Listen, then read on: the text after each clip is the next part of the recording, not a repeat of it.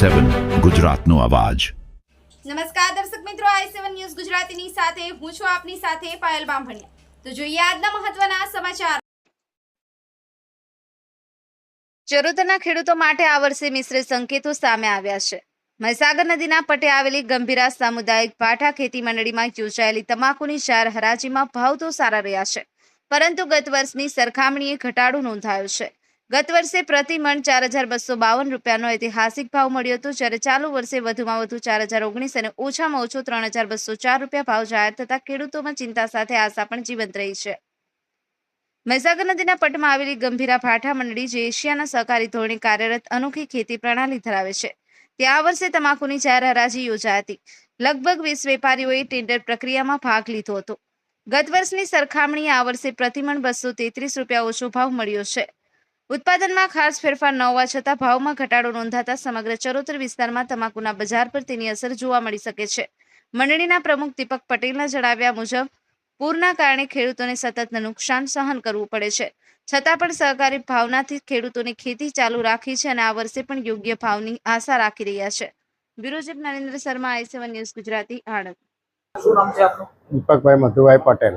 દીપકભાઈ, ગંભીરા મંડળીની આજે હરાજી હતી, તમાકુનો ભાવ પડ્યો છે, કેટલા ટેન્ડર આવ્યા હતા અને કેટલો ભાવ છે, ગત વર્ષની સરખામણીએ શું ફરક આવ્યો? આ મને સ્થાપના 1953માં છગનભાઈ મોજીભાઈ કરેલ અને 4 ગામની આ સંયુક્ત ખેતી સહકારી મંડળી છે।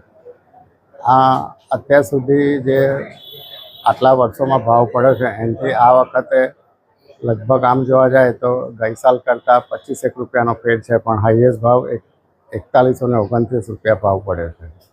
કેટલા ખેડૂતો મંડળી સાથે જોડાયા? 299 ખેડૂતો આ મંડળી સાથે જોડાયેલા છે।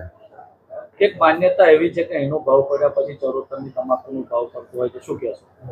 આમ તો એવું છે કે એશિયામાં આ ફર્સ્ટ નંબરની સંયુક્ત ખેતી સહકારી મંડળી છે, જેમાં સરકાર તરફથી કોઈ અમને એ નથી મળતું, પણ છતાંય મંડળી એની રીતે આ સ્થાપના પ્રમાણે એનો વહીવટ કરી અને એ કરે છે। અને મંડળીમાં 299 ખેડૂત છે, એ રીતે દરેક ખેડૂતોનો સહકારથી આ મંડળી ચાલે છે। જે રીતે ચરોતરમાં અહીંની મંડળીના ભાવ પડ્યા પછી જાહેર કરતા હોય તો આ વર્ષે કેવું માર્કેટ રહેશે, શું કહેશો? આમ તો એવું છે કે આ એશિયાની ફર્સ્ટ નંબરની મંડળી છે અને મહીસાગર ભાઠા મંડળીના જે ટોટલ ઇન્ડિયાના વેપારી આવે છે એમાં આ વખતે ટોટલ 20 ટેન્ડર આવ્યા છે। એ અમારી માટે ખૂબ લાગણીની વાત છે અને આ રેટ પડ્યા પછી જ આખા ઇન્ડિયામાં રેટ પડે છે। અને આમ જોવા જાય તો ગત વર્ષ કરતાં સરખામણીએ 101 રૂપિયાનો ઘટ પડી છે એવું લાગે છે। નામ છે આપનું? મારું નામ દિલીપ કુમાર વિઠ્ઠલભાઈ પટેલ। દિલીપભાઈ, આજે હરાજીમાં આપણે ભાગ લીધો હતો, કેવી પ્રક્રિયા થઈ અને શું ભાવ પડ્યા છે અને એની બજાર ઉપર શું અસર થશે, શું કહેશો? અમારી ટેન્ડર પ્રક્રિયા હોય છે વર્ષોથી। દરેક વેપારી માલ જોઈ અને એમાં બંધ કવરમાં એમના ભાવ ભરે છે અને ટેન્ડર ઓપન થાય, જેને વધારે ભાવ હોય એને એ ટેન્ડર પાસ થાય છે અને તમાકુ એમને મળે છે।